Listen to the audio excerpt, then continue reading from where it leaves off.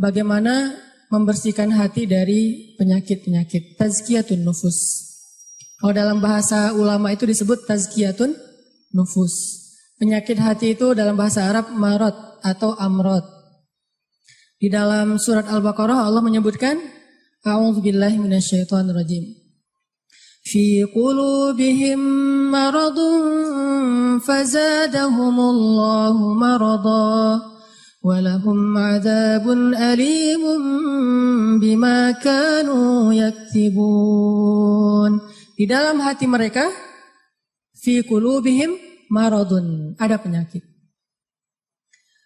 Tahu nggak teman-teman penyakit hati yang paling berbahaya itu apa? Baper? Apa penyakit hati yang paling berbahaya yang dampaknya itu bisa kemana-mana? Kalau dalam fisik itu kayak kanker gitu. Bisa menjalar, dia bisa sampai ke seluruh tubuh, kemana-mana gitu penyakitnya. Udah diamputasi kadang-kadang belum menghilangkan sel kankernya. Udah di kemo berkali-kali ternyata belum mati juga tuh sel kanker. Dia makan, dimakan oleh sel kanker. Dia minum, di transfusi darah misalnya, darahnya dihabisin sama sel kanker. Sebahaya itu penyakit hati. Apa penyakit hati yang paling bahaya? Cinta terhadap dunia. Dengki. Penyakit hati yang paling bahaya itu adalah ragu kepada Allah Subhanahu wa taala. Itulah penyakit yang paling bahaya. Itulah ibu dari semua penyakit hati. Dengki, cinta dunia, dendam, susah memaafkan, galau, khawatir yang berlebihan, berputus asa, semua itu lahir dari gara-gara dia ragu kepada Allah Subhanahu wa taala. Sehingga Allah mengatakan di dalam surat Al-Baqarah tadi, fi qulubihim marad, di dalam hati mereka ada penyakit, satu aja. Allah nggak mengatakan fi qulubihim amrad. Di dalam hati mereka ada banyak penyakit. Tapi Allah mengatakan fi qulubihim maradun. Cuma satu penyakit. Dalam sebuah konsep tafsir. Dalam sebuah pandangan tafsir. Marad, penyakit apa yang ada di dalam hati mereka? Padahal hatinya banyak. Tapi penyakitnya sama. Yaitu asyak, raib. Di dalam awal surat Al-Baqarah Allah mention kita, Dzalikal kitab la raib. Tidak ada keraguan. Nanti di halaman berikutnya Allah tegaskan lagi. Wa in kuntum fi raibim mimma nazzalna ala abdina fa'tu bisuratin. Kalau kalian masih ragu. Jadi di awal Allah sebutkan bab ragu, di halaman berikutnya ada masalah ragu, di tengah-tengah Allah katakan fi qulubihim marad. Itulah penyakitnya.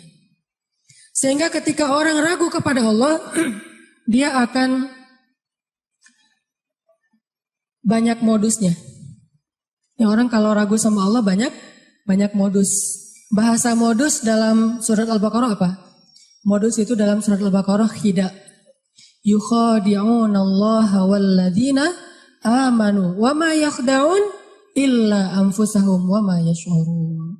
Mereka pakai banyak modus untuk mengelabui Allah Subhanahu wa taala dan orang yang beriman.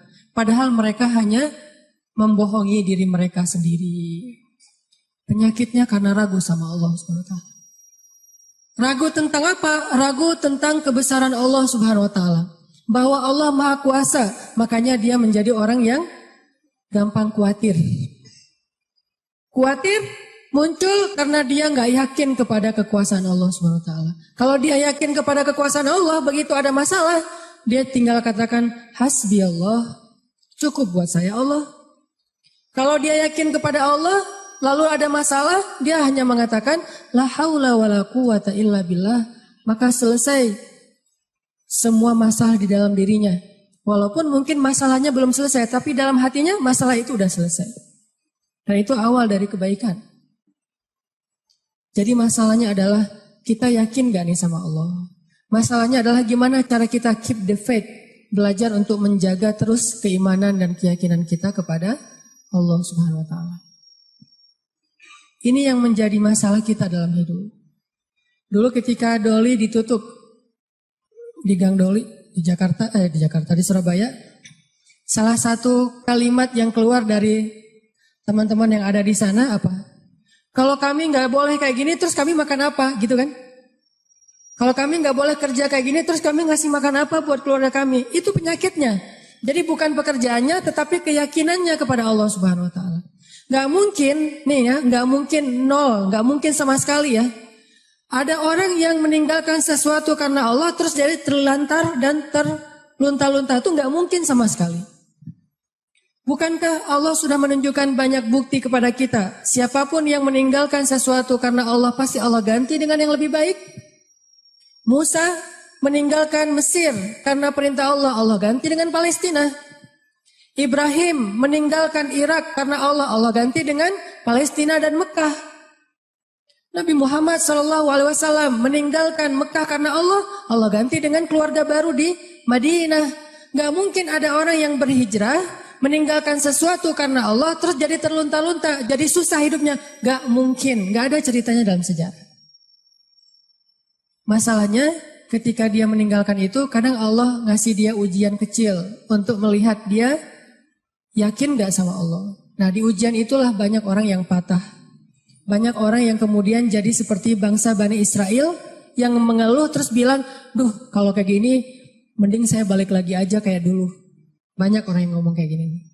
Mending saya balik lagi aja kayak dulu. Kayaknya hidup saya yang dulu lebih mudah daripada sekarang. Itu yang dikatakan Bani Israel ketika mereka menuju ke Palestina. Ketika mereka di tengah jalan, mereka bilang, tahu kayak gini kita mending balik lagi aja ke Mesir kayak di zaman Firaun. Ternyata sama aja nasib kita di tangan Firaun dengan di tangan Musa. Kenapa? Ragu kepada Allah Subhanahu Wa Taala. Tidaklah seseorang ragu kepada Allah kecuali akan bertambah keluhan dalam hidupnya. Nih pasti nih.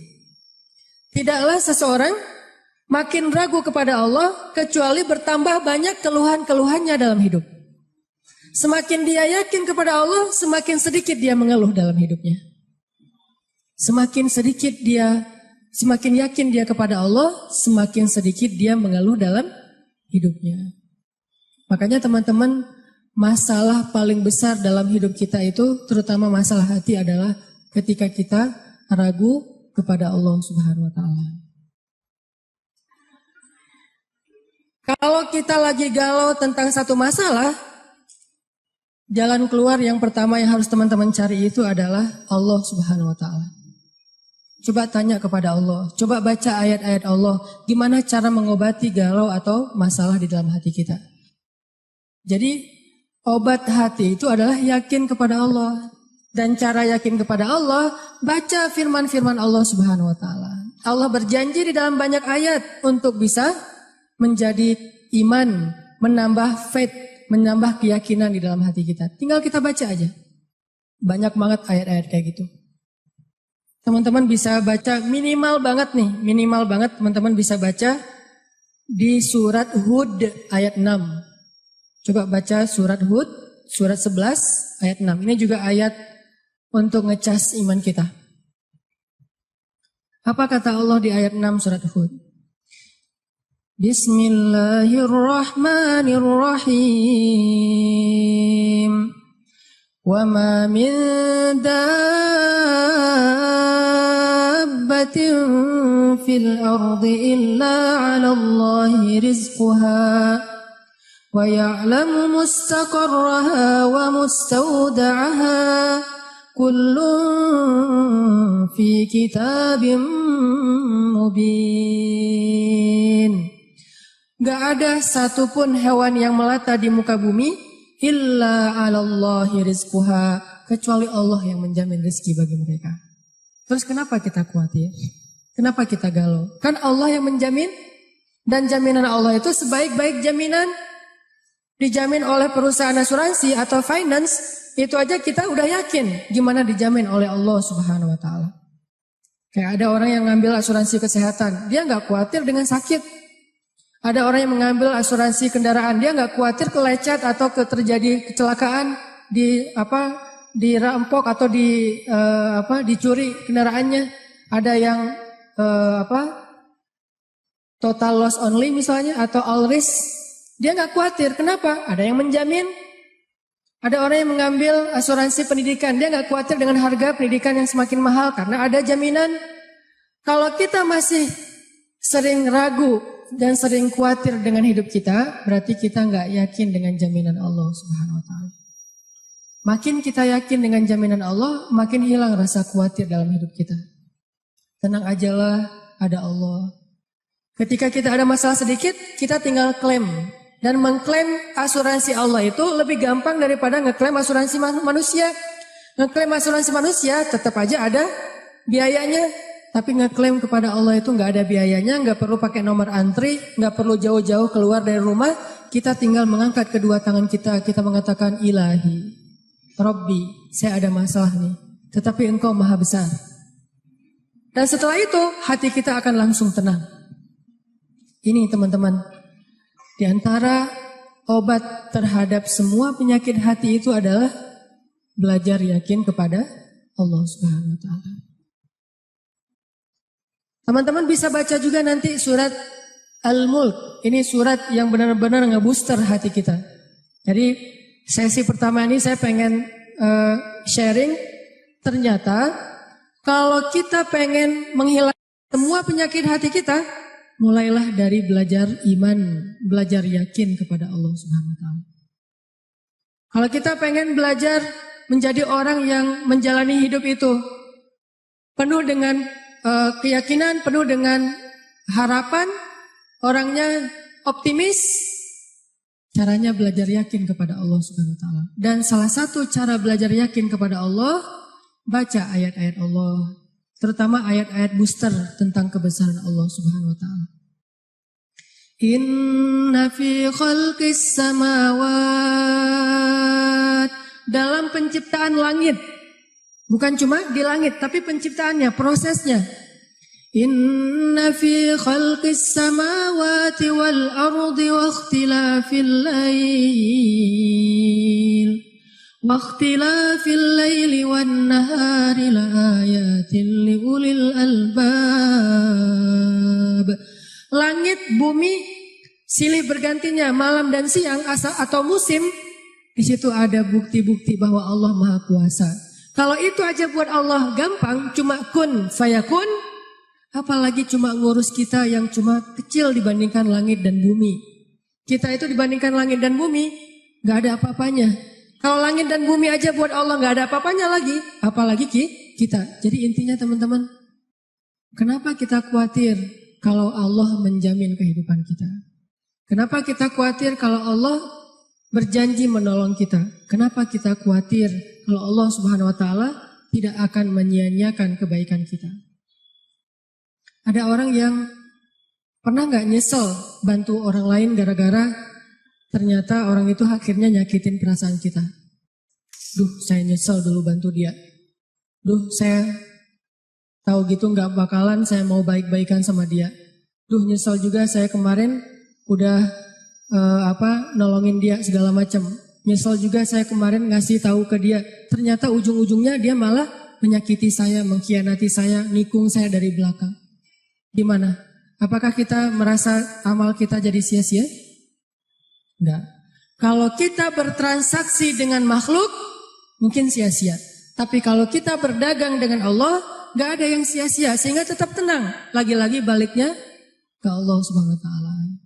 Begitu kita merasa dikhianati, disakiti, ditikung, dianggap bukan siapa-siapa, enggak ada apa-apanya, kita tinggal mengatakan, Hasbi Allah. Bagi saya cukup balasan dari Allah Subhanahu wa taala, bukan balasan dari manusia.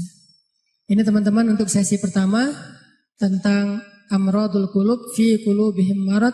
Salah satu penyebab kita sering gak nyaman dalam hati kita itu, dan kalau hati udah gak nyaman, pasti yang lain ikut gak nyaman. Coba, susah banget kan membedakan ekspresi wajah yang tidak sesuai dengan hati kita tuh susah. Tetap aja gak akan setulus kalau kita tersenyum dari hati. Senyum terpaksa itu beda banget. Kita pengen tersenyum tapi hati kita terluka, kan gak mudah itu buat kita. Makanya hati itu mempengaruhi seluruh kehidupan kita. Benarlah sabda Rasulullah, kalau dia baik semuanya ikut baik. Kalau dia buruk semua ikut menjadi buruk, terpengaruh banget. Sehingga kalau kita pengen memperbaiki hidup kita, mulai dari memperbaiki hati kita. Dan awal dari memperbaiki hati itu adalah perbaiki yakin kita kepada Allah Subhanahu wa taala.